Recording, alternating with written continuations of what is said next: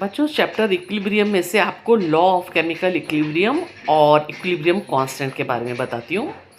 A mixture of reactants and products in the equilibrium state is called an equilibrium mixture. In this section, we shall address a number of important questions about the composition of equilibrium mixture.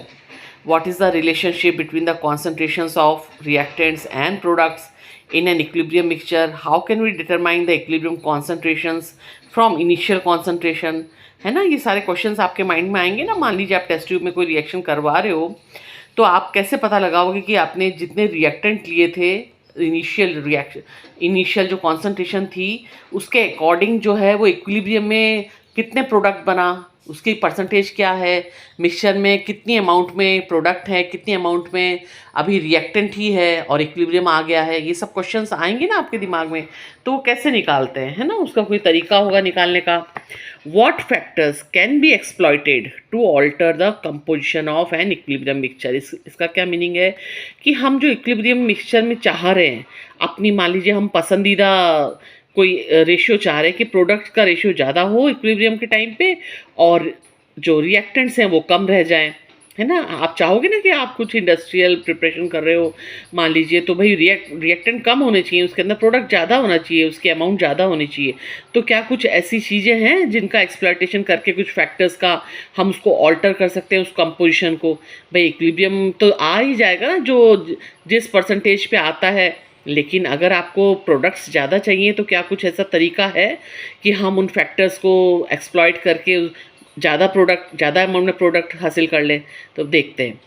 The last question in particular is important when choosing conditions for synthesis of industrial chemicals such as hydrogen gas, ammonia, calcium oxide। ये सब आप industry के लिए preparation कर रहे हो तो आप चाहोगे कि मैक्सिमम अमाउंट में आपको प्रोडक्ट्स मिलें और इक्विलिब्रियम आने से पहले इक्विलिब्रियम पे, क्योंकि एक बार इक्विलिब्रियम आ गया तो फिर आपको जितना प्रोडक्ट है बस वही मिलेगा ना। वो तो अब वापस से रिवर्सिबल रिएक्शन शुरू हो गई है, तो जो प्रोडक्ट्स हैं वो डिसोसिएट होने लग गए, तभी तो इक्विलिब्रियम आया है ना। दोनों रिएक्शन, दोनों साइड में देखो, ये जो साइन है ना बीच में, इक्विलिब्रियम का साइन है। मतलब जितना रिएक्टेंट्स आपस में रिएक्शन करके प्रोडक्ट्स बना रहे हैं, उसी रेट पे प्रोडक्ट्स भी रिएक्शन करके वापस रिएक्टेंट्स में चेंज हो रहे हैं। इसी को इक्विलिब्रियम कहते हैं। To answer this question, let us consider a general reversible reaction. A plus B is giving you C plus D, and again C plus D is reacting together and giving you A plus B back. Where A and B are the reactants, C and D are the products in the balanced chemical equation. On the basis of experimental studies of many reversible reactions, the Norway chemist Cato Maximilian, ये कुछ ऐसे नाम होते हैं इनके, and Peter Weg proposed in 1864 that the concentrations in an equilibrium mixture are related by the following equilibrium equation. Kc is equal to C square bracket D square bracket upon A square bracket B square bracket. क्या meaning है इसका? Product की concentration upon reactant की concentration is equal to equilibrium constant Kc, where Kc is the equilibrium constant and the expression on the right side is called the equilibrium constant expression. The equilibrium equation is also known as the law of mass action because in the early days of chemistry, concentrations were called active mass. In order to appreciate their work better, let us consider reaction between gaseous H2 and I2 carried out in a sealed vessel at 731 Kelvin. तो हम एक reaction करवा रहे हैं कि देखते हैं कि सही लॉ निकाला क्या उन्होंने, लॉ ऑफ मास एक्शन। देखो हमने क्या लिया, हाइड्रोजन गैस ली और आयोडीन गैस ली 1 मोल और रिएक्शन कराया तो 2 मोल ऑफ HI बना, और ये एक रिवर्सिबल रिएक्शन है। और आप इसको एक्सपेरिमेंटली फाइंड आउट कर रहे हो कि इक्विलिब्रियम ला रहे हो, है ना। बार बार देखते हैं। 6 सेट ऑफ एक्सपेरिमेंट्स किया आपने, 6 sets of experiments with varying initial conditions were performed, है ना। अलग अलग कंसंट्रेशन में लिए हैं आपने हाइड्रोजन और iodine, starting with only gaseous H2 and I2 in a sealed reaction vessel in first 4 experiments। 1, 2, 3, 4 में आपने हाइड्रोजन और आयोडीन लिए and only HI in other 2 experiment, 5th और 6th एक्सपेरिमेंट में आपने HI से रिएक्शन स्टार्ट कराई। भाई HI से भी तो हाइड्रोजन और आयोडीन में ये डिसोसिएट हो जाएगा ना, ये रिवर्सिबल रिएक्शन है, दोनों तरफ से होती है। Experiment 1, 2, 3 and 4 were performed taking different concentration of I2 and H2, and with time it was observed that intensity of the purple color remained constant and equilibrium was attained. Similarly, for experiment 5 and 6, the equilibrium was attained from the opposite direction, है ना? Data obtained from all 6 sets of experiments are given in table. It is evident from the experiment 1, 2, 3 and 4 that number of moles of dihydrogen reacted is equal to number of moles of iodine reacted is equal to half the number of moles of HI formed. क्यों? क्योंकि आपने देखो balance equation में H2 plus I2 is equal to 2HI. तो knowing the above facts, in order to establish a relationship between concentration of reactants and products, several combinations can be tried. Let us consider the for simple expression. ठीक है, तो अब उन्होंने क्या किया, ये expression लिया, देखो प्रोडक्ट की कॉन्सेंट्रेशन है और नीचे जो है हाइड्रोजन और आयोडीन की कॉन्सेंट्रेशन है, और इसका इन्होंने वैल्यू रख के कॉन्सेंट्रेशंस की और उसको फाइंड आउट किया। तो देखा कि ये इस इक्वेशन से जो कांस्टेंट है वो वैल्यू कांस्टेंट नहीं आई, इसका मतलब कुछ गड़बड़ है इसके अंदर, है ना? वो मैं अभी आप पीछे बताती हूँ। देखो ये सारे एक्सपेरिमेंट्स हैं, फर्स्ट, सेकंड, थर्ड, फोर्थ में तो उन्होंने हाइड्रोजन और आयोडीन लिया इनिशियल कॉन्सेंट्रेशन में, HI नहीं लिया है, इन दोनों की रिएक्शन कराइए तो आपको ये देखो किस तरह से HI मिला, ये 2.52 × 10⁻², है ना, -2 पर मोल पर लीटर, है ना। फिर जो 5th और 6th एक्सपेरिमेंट है इसमें इन्होंने HI को डिसोसिएट कराया, HI से रिएक्शन स्टार्ट कराई है और वो हाइड्रोजन और आयोडीन में कन्वर्ट हो गया। और साथ में ये, अब आप बोलोगे कि जब इन्होंने यहाँ पे पहले वाली 4 रिएक्शन में ये हाइड्रोजन आयोडाइड भी है, हाइड्रोजन भी है, आयोडीन भी है, हाँ तो बच्चों ये सारा इक्विलिब्रियम आ गया ना, तो तीनों ही मिलेंगे ना आपको इक्विलिब्रियम स्टेट में, हाइड्रोजन भी मिलेगी, आयोडीन भी मिलेगी, HI भी मिलेगी। फिर आपने सिर्फ HI से स्टार्ट कराया तब भी वो तीनों मिलेंगे, क्योंकि इक्विलिब्रियम स्टेट कॉन्सेंट्रेशन तो मिक्सचर मिलेगा ना, इक्विलिब्रियम मिक्सचर है ये सारा, ये वाली टेबल में ये इक्विलिब्रियम कॉन्सेंट्रेशन जो दी हुई है ना, और इन इक्विलिब्रियम कॉन्सेंट्रेशंस को रख के आपने जब कैलकुलेशन करी इसमें, इस फॉर्मूला में डाल के, है ना, यहाँ से ले लिया, तो आपने देखा कि जो कांस्टेंट नहीं आ रहा है ना, कब? जब आपने HI/H2 और I2 की कॉन्सेंट्रेशन रख के कैलकुलेशन किया, is far from constant. However if we consider the expression, जब आपने इस तरह का एक्सप्रेशन रखा HI की पावर 2 और H/H2 और I2 की कॉन्सेंट्रेशन, तब आपने देखा we find that this expression gives constant value. ये देखो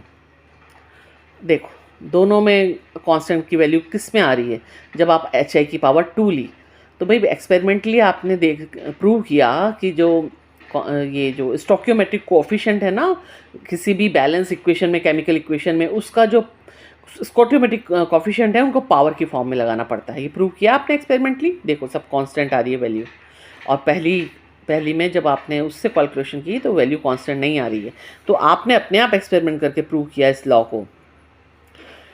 We find that this expression gives constant value in all the 6 cases. It can be seen that in this expression, the power of concentration for reactants and products are actually the stoichiometric coefficient in the equation for the chemical reaction. Thus, for the reaction H2 plus I2 giving 2HI, following equation 7.1, the equilibrium constant Kc is written as, ये prove कर दिया आपने, Kc is equal to HI की power 2 upon H2 into I2 की concentration at equilibrium, है ना। Generally the subscript इसको EQ को निकाल ही देते हैं, ऐसे भी लिखे Kc आता ही तभी है जब ये इक्विलिब्रियम कॉन्सेंट्रेशन लेते हो आप, ठीक है।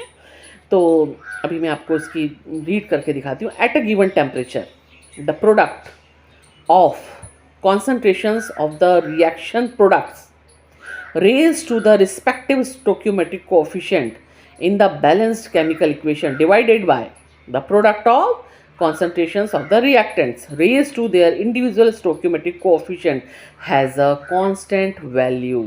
This is known as the equilibrium law और law of chemical equilibrium। देखो बच्चों, लैंग्वेज चाहे जैसी भी हो, अब आपको समझ में आ गया है तो आपको अब ये इजी लग रहा होगा लॉ, है ना, अपने आप लिख सकते हो, अब समझ में आ गया। इसलिए the equilibrium constant for a general equation, मान लीजिए इस तरह की इक्वेशन है, तो जो भी उसकी स्टोइकियोमेट्रिक कोएफिशिएंट है उसको आप पावर की फॉर्म में एक्सप्रेस करोगे। A B C D are the equilibrium concentration of reactants and products. और एक आपको एग्जांपल दिया है कि अमोनिया जो है रिएक्शन कर रही है ऑक्सीजन से और नाइट्रिक ऑक्साइड और वाटर बना रही है, और ये इस तरह की बैलेंस इक्वेशन है। ये बैलेंस तो आपको करनी पड़ेगी, मान लीजिए बिना बैलेंस की दी है ना एग्जाम में, तो अच्छे से बैलेंस करोगे और फिर उसकी पावर लगाओगे, और अगर उसको कैलकुलेशन करने के लिए देंगे तो फिर आप उसमें पुट करके वैल्यू आप इक्विलिब्रियम कांस्टेंट निकाल सकते हो। देखो किस तरह से पावर स्टोइकियोमेट्रिक कोएफिशिएंट को पावर की फॉर्म में लगा दिया, बस यही है law of equilibrium. Molar concentration of different species is indicated by enclosing these in square bracket, है ना, स्क्वायर ब्रैकेट में जरूर डालना। As mentioned above it is implied that these are equilibrium concentrations. While writing expression for equilibrium constant, symbol for phases as L, G are generally ignored. Let us write equilibrium constant for the reaction H2 gas I2 gas giving 2HI gas. तो आप इसमें से ignore कर दो उसको किस state में है ना। The equilibrium constant for the reverse reaction is given by this equation. ये इक्विलिब्रियम कांस्टेंट किसके लिए? रिवर्स रिएक्शन के लिए, जब HI डिसोसिएट होके हाइड्रोजन और आयोडीन दे रहा है। रिवर्सिबल रिएक्शन में दोनों तरफ से हो सकती है ना reaction at the same temperature, तो उसको हम K' कर देंगे, है ना। जब फॉरवर्ड डायरेक्शन में हो रही है तो KC, और जब इन्वर्स डायरेक्शन में हो रही है, रिवर्स डायरेक्शन में हो रही है तो KC'। इसको हम ऐसा लिख सकते हैं 1/KC लिख सकते हो ना, क्योंकि ऑपोजिट कर दी रिएक्शन। प्रोडक्ट आप दूसरे हो गए, जो रिएक्टेंट थे वो प्रोडक्ट बन गए, जो रिएक्टेंट प्रोडक्ट था वो रिएक्टेंट बन गया, तो इसको कर दोगे KC' is equal to 1/KC। Equilibrium constant for the reverse reaction is the inverse of the equilibrium constant for the reaction in the forward direction. If we change the stoichiometric coefficient in a chemical equation by multiplying throughout by a factor, then we must make sure that the expression for the equilibrium constant also reflect that change. For example, अगर आपने मान लीजिए ऐसे balance किया reaction को, stoichiometric coefficient change कर दिए, तो आप उसको मेंशन करो कि ये जो KC है ये हाफ के लिए, क्योंकि आपने चेंज किए ना कोएफिशिएंट, इसलिए। On multiplying the equation 7.5 by n we get n,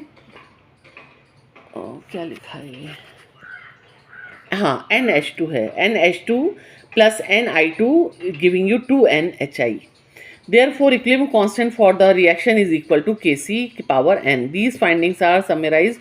It should be noted that because the equilibrium constant Kc and Kc' have different numerical values, it is important to specify the form of balanced chemical equation when quoting the value of an equilibrium constant. जब भी आप equilibrium की constant लिख रहे हो तो आप उसकी equation भी लिखो कि इस equation के लिए है ये देखो, है ना। जब आपने इक्विलिब्रियम कांस्टेंट लिखा है तो उसके साथ आप इक्विलिब्रियम रिएक्शन भी लिखो, केमिकल इक्वेशन। अब एक न्यूमेरिकल कराती हूँ दोनों, तो उससे आपको और अच्छे से क्लियर होगा। The following concentrations were obtain for the formation of ammonia from nitrogen and hydrogen at equilibrium at 500 K। Nitrogen की कॉन्सेंट्रेशन है इक्विलिब्रियम कॉन्सेंट्रेशन इतनी, और हाइड्रोजन की है और अमोनिया की, तीनों की इक्विलिब्रियम कॉन्सेंट्रेशन दे रखी है। आपको कॉन्स्टेंट निकालना है, तो आप सबसे पहले इसके लिए आप बैलेंस केमिकल इक्वेशन लिखोगे। लिखने के बाद जितने भी स्टोइकियोमेट्रिक कोएफिशिएंट आ रहे हैं उनको पावर की फॉर्म में लगा देना, जो भी आपने कंसंट्रेशन दी हुई है। ये देखो सॉल्व कर लिया तो बड़ा इजी आ गया, हो गया, अब तो निकाल लिया answer. At equilibrium the concentrations of nitrogen and oxygen are given, और NO भी दी है, नाइट्रिक ऑक्साइड भी दी है। अब बैलेंस इक्वेशन लिखो इसके लिए। सबसे पहले मेन तो बैलेंस इक्वेशन लिखना है, अच्छे से बैलेंस कर लोगे तो सही पावर लगाओगे। कौन सा, बस ये पावर लगा दो और इसको सॉल्व कर लो, आ गया आपका इक्विलिब्रियम कांस्टेंट। तो आई होप कि आपको टॉपिक अच्छे से समझ में आया होगा।